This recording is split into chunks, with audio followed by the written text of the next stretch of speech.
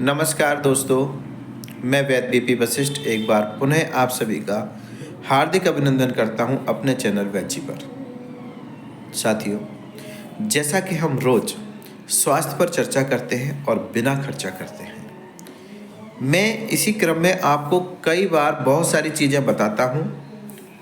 कई बार तो आप लोग बताने के बावजूद भी उसका ध्यान नहीं रखते हैं। मैं स्पष्ट ये कहना चाहता हूं कि जो भी उपाय या जो भी आपको हम मुद्रा या आसन जो भी प्राणायाम बताते हैं उसको प्रॉपर करिए आप। दूसरा, एक मेरा उन लोगों से निवेदन है जो पहली बार दवा लेने आते हैं या पहली बार अपने आप को नाड़ी परीक्षण के लिए आते हैं, स्वास्थ्य की सलाह लेने आते हैं।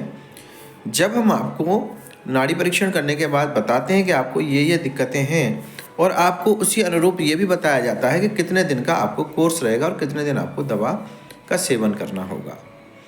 जब आप ये सारी बातों पर यहाँ संतुष्ट होकर औषधि लेकर जाते हैं, तुरंत 2 दिन बाद 1 दिन बाद आप लोग फ़ोन करते हैं कि जी बहुत ज़्यादा फ़र्क नहीं पड़ा या आराम नहीं आया।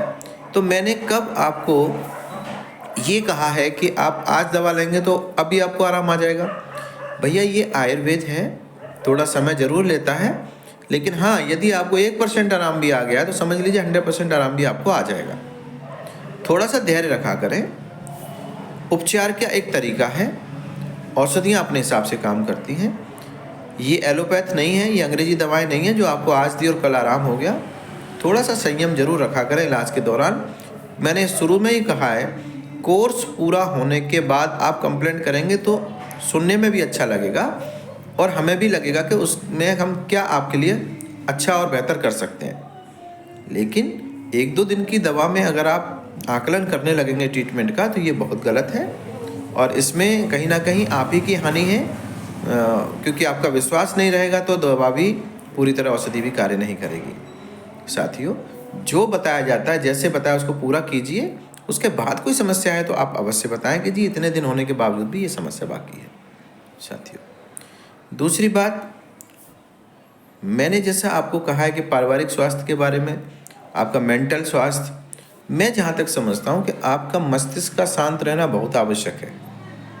हमारे शरीर की बहुत सारी बीमारियाँ पेट से शुरू होती हैं और मैं कहता हूँ अधिकतर बीमारियाँ का सर्वोच्च सारी बीमारियाँ दिमाग से शुरू होती हैं। जब आप स्वयं को बीमार मान लेते हैं तो आप जिस चीज़ की बीमारी मानेंगे वो धीरे धीरे आपको घर करने लगेगी।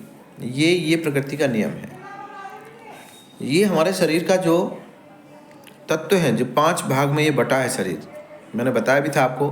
सिर के ऊपर आकाश, यहाँ से फेफड़ों तक ये जहाँ तक पसली होती है ये वायु, इसके बाद अग्नि, फिर पृथ्वी और फिर नीचे जल।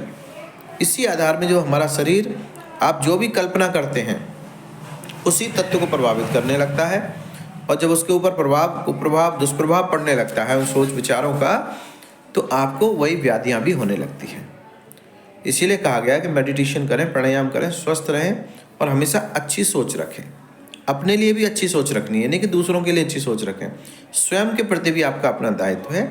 अपने आप से प्रेम करें, अपना भी ख्याल रखें, तभी आप दूसरों का भी ख्याल रख पाएंगे। तो जो प्रकृति आपकी विषम हो गई है या जिस प्रकृति में कुप्रभाव पड़ गया है, आप उस ही तत्व को ठीक कर लीजिए, आप बिल्कुल ठीक हो जाएंगे। वैसे हमेशा आपका मस्तिष्क शांत होना चाहिए और औषधियों का सेवन मनमाने ढंग से ना करें। जैसा लिखा बताया जाता है वैसा ही करें। जो सुबह बताइए सुबह लें, शाम बताइए शाम लें, ठंडे पानी से बताइए ठंडे पानी से लें, गर्म पानी से बताइए गर्म पानी से लें। अब आप गर्म को ठंडे से, ठंडे को गर्म से करेंगे तो वहाँ आपको दिक्कतें होंगी। मेरा कुल आज के वीडियो बनाने का तात्पर्य यही है कि एक तो आप धैर्य रखें कि आपका जो उपचार है वो उसका एक समय अंतराल है, उसको पूरा होने दें। दूसरा, औषधि को जैसे बताया गया है उस तरीके से इस्तेमाल करें और तीसरा, जो परहेज आपको बताया गया है वो परहेज प्रॉपर आप करें। मैं समझता हूँ अगर आप इन बातों को फॉलो करेंगे तो बड़ा अच्छा स्वास्थ्य लाभ बड़ी जल्दी ही आपको गुरुदेव की कृपा से प्राप्त होगा। मैं आज के लिए आप सभी से विदा लेना चाहता हूँ। कल फिर मिलूँगा किसी नई बात के साथ। तब तक के लिए धन्यवाद, नमस्कार, राम राम।